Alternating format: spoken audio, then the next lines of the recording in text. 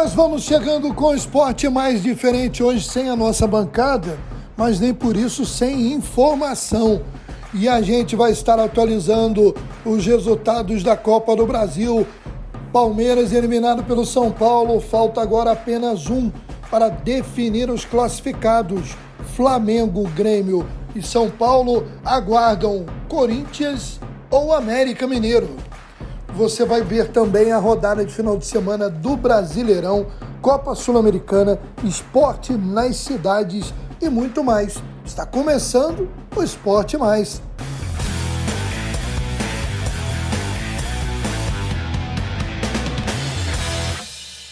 Bom, nós vamos começando o programa desta sexta-feira, edição de final de semana do Esporte Mais, destacando a classificação do São Paulo. De virada, o tricolor ganhou o Palmeiras por 2-1 em pleno Allianz Parque e se classificou para as semifinais, onde espera agora ou pode ser um outro rival paulista, o Corinthians ou o América Mineiro, que jogam nesse final de semana para definir a última vaga em aberto.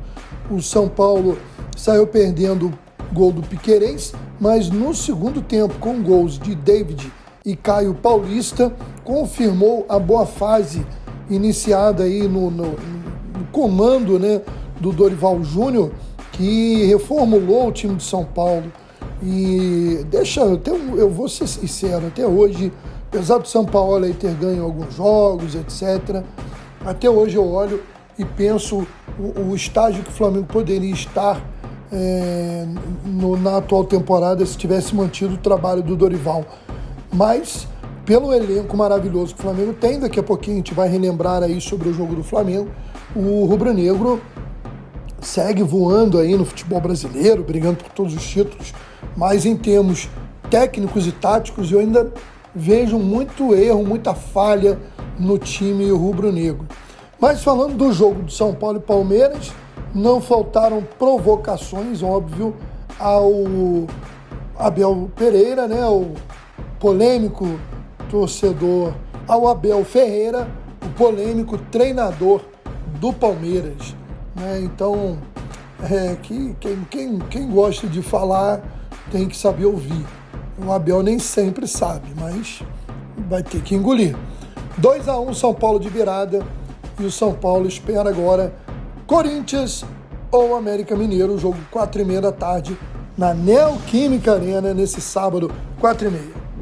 O Flamengo de hoje não é efetivamente o Flamengo de 2019, o que não significa que não pode conquistar as mesmas coisas, como a Copa do Brasil, o Campeonato Brasileiro e a Libertadores. Por quê? Porque o Flamengo tem um elenco de uma qualidade que sobra em relação aos demais. Isso foi visto novamente na eliminação do Atlético Paranaense na noite desta quarta-feira pela Copa do Brasil. O Atlético Paranaense teve mais posse de bola, o Atlético Paranaense chutou 28 vezes contra o gol do Flamengo, contra apenas 8 finalizações do Flamengo, mas quem ganhou o jogo por 2-0 foi o Flamengo, por eficiência. Lógico que beneficiado no primeiro lance pelo gol contra do Eric e no finalzinho sacramentando no momento em que o Atlético continuava pressionando. O time paranaense teve seus méritos, mas esbarra no quê? Na diferença de qualidade individual.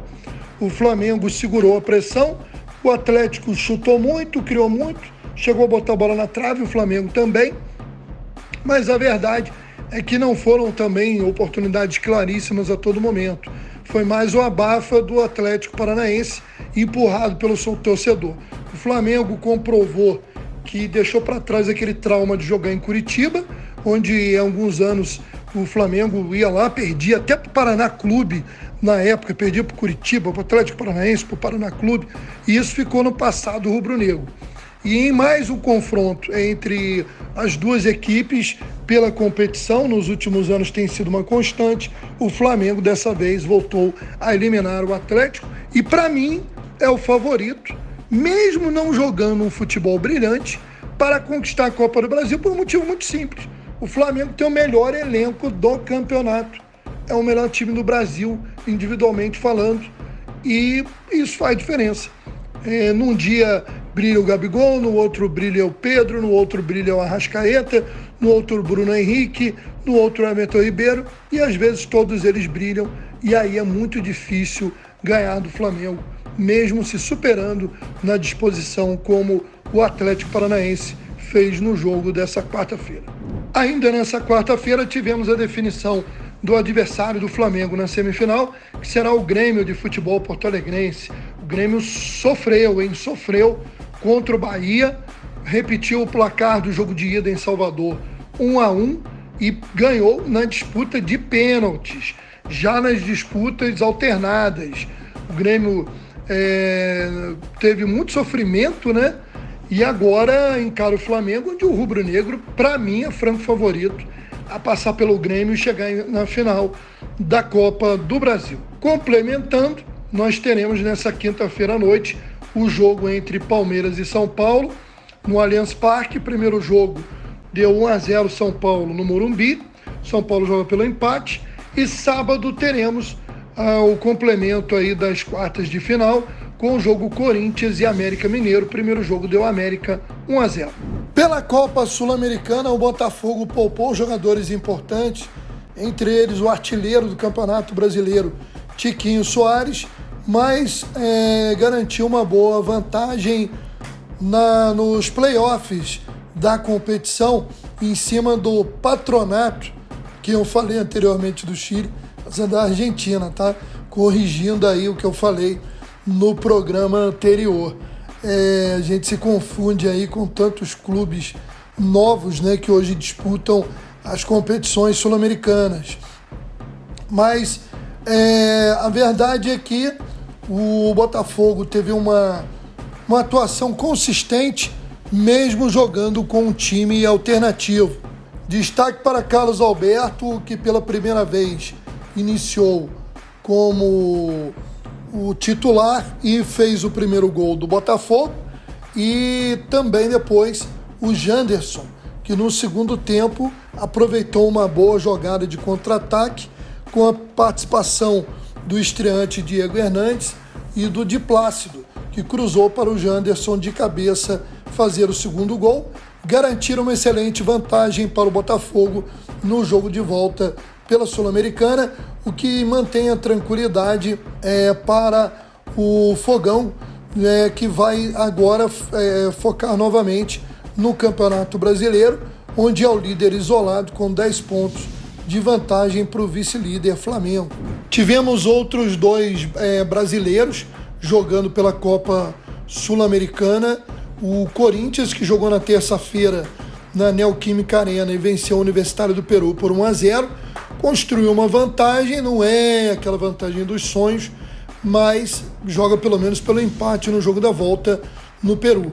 E o América Mineiro, que jogando fora de casa foi derrotado pelo Colo-Colo no Chile, e agora vai ter que jogar a partida de volta, tendo que vencer o jogo por 2 gols para avançar ou 1 gol no tempo normal para disputar nos pênaltis. Vale lembrar que na próxima fase já estão classificados São Paulo, Goiás, Fortaleza e RB Bragantino. Vamos falar agora de esporte local e a gente destaca o Campeonato Estadual de Seleções Sub-17 na fase regional, e você vê aí a tabela da região serrana, e a Liga Guapiense mais uma vez é campeã da região serrana, dessa vez derrotando na final o time de Teresópolis em 2 partidas. A primeira no estádio do Barra em Teresópolis, vitória de Guapimirim por 3-1, e no último domingo, dia 9 de julho, jogando em casa no campo do Paradão Modelo, do Modelo Atlético Clube, na verdade, Guapimirim voltou a vencer, dessa vez por 2-1.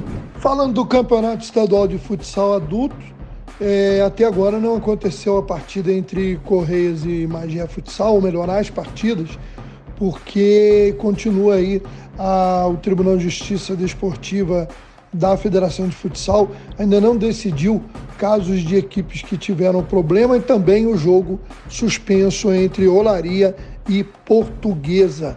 A gente vai estar acompanhando o caso e trazendo novidades a qualquer momento.